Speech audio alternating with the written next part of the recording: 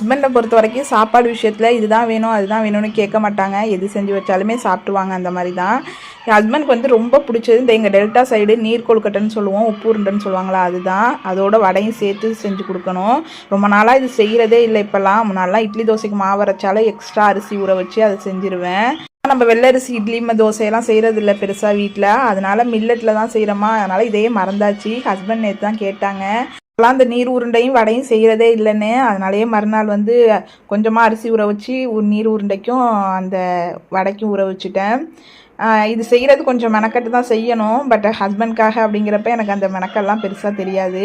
அவர் கேட்டோடனே நான் செய்வேன்னு தெரியும். பட் மறுநாள் செய்வேன்னு அவர் நினச்சி கூட பார்த்துக்க மாட்டார். ஓகே சர்ப்ரைஸாக செய்வோன்னு செஞ்சால் அன்னைக்கு தான் பார்த்து நான் வர லேட்டாகும், நான் நைட்டு சாப்பாடு வெளியே சாப்பிட்டு வந்துடுறேன்ட்டாங்க. ஐயோ இல்லை நான் வந்து சப்பாத்தி உங்களுக்கு சுட்டு வச்சுட்டு வந்து சாப்பிடுங்கன்னு சொல்லி வர வச்சுட்டேன்.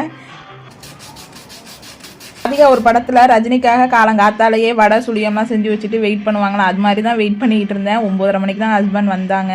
வந்தோடனே எல்லாத்தையுமே மூடி வச்சுருந்தேன் சர்ப்ரைஸாக இருக்கட்டும்னு. ஹஸ்பண்ட் எப்படி கண்டுபிடிச்சாங்கன்னு தெரியல, பல்ல காட்டினாங்க. எப்படிங்க கண்டுபிடிச்சிங்கன்னு கேட்டால் அந்த பானும் இதன் குட்டியும் சாப்பிட்டுட்டு அந்த பட்டை மிளகா மட்டும் தட்டில் கிடந்துச்சு. அதை பார்த்தே பைபிளில் கண்டுபிடிச்சிட்டாங்க. எப்படிங்க கண்டுபிடிச்சிங்கன்னு கேட்டால் அந்த உப்பு உருண்டையில் மட்டும்தான் பட்டை மிளகா இந்த மாதிரி வெந்திருக்கும் அப்படின்னு சொல்லிட்டு கண்டுபிடிச்சிட்டாங்க. இவ்வளவு வேலை செஞ்சு மண்டை மேல இருக்க கொண்டே மறந்துட்டேனா.